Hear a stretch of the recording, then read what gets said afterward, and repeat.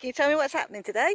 Second part of our planting plan, and we're planting an orchard of fruit and nut trees. There's 22 trees, and we've been here for just over an hour, and I think we've got a good majority of them in the ground already, which is great. And there's lots of community support, which is always good.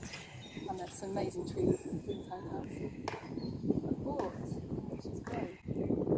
So lots of community tree planting, and hopefully in the future the community will come and eat the fruit too.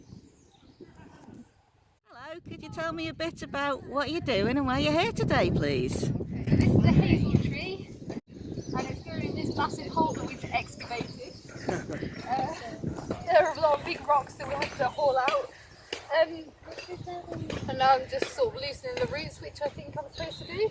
Yeah. Other people doing loads of them. Yeah. Which is great. Exactly what we need to do.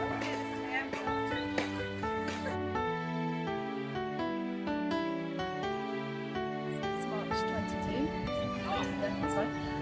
And today we are doing a second planting, and we're planting an orchard with fruit trees, nut trees and fruit bushes. This here is a cherry that we're planting today, one of a row of 3 cherries, and Lily's given it a good soak before we put some mulch on it, and then we'll keep watering it throughout the summer and make sure it gets big and strong.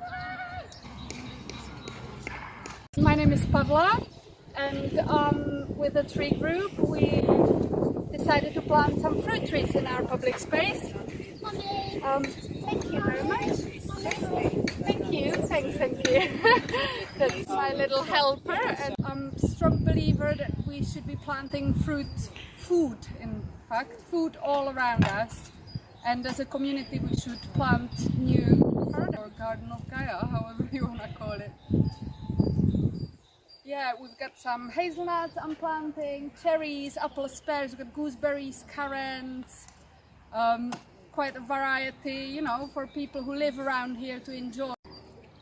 So this is a black elder. So we chose native plants, but we chose some that were quite interesting. So the black elder has a purple bloom, and you can use it for tea, and when it gets a bit bigger hopefully there'll be enough to make elderflower cordial or champagne. My name's Julian, and I'm involved with tree planting in Frome, trying to put some trees back in the ground. So really happy to be asked by Frome Town Council to come here today and help with this orchard that they're planting. But this tree's a little bit different.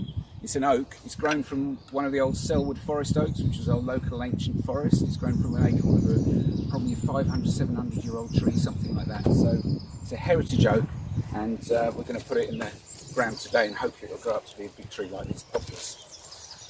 Not in my lifetime, but perhaps in someone's lifetime.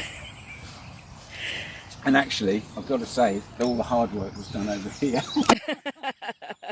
We were walking the dog, and I asked if you wanted to come and join in and help, and Amelia really wanted to.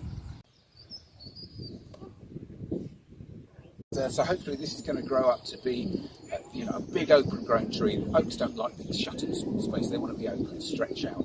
A landmark tree where people can meet for the future, and this is one of those.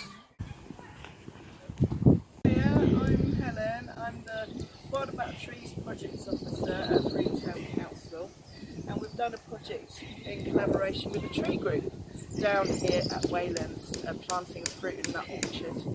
So we did some engagement and participation with the local community, checking in to see what kind of trees they would like and whether they wanted to plant. We've had some really nice feedback and support, which is very important to the tree group and to Frome Town Council, that the local area are supportive of it. So we've got 10 orchard trees in a half semicircle, and that's a mix of 4 apples, 2 pears, 2 plums and 2 damson. And right behind me we've got a weeping mulberry, we've got another weeping mulberry, and a black walnut at the top end, and then we've got 6 hazelnuts lining the pathway down the side. And to also go with it, we've got another little semicircle of some berry bushes. So this is a really nice thing for the community. They are important, I think, providing resource for people, and certainly in these times is in climatic change.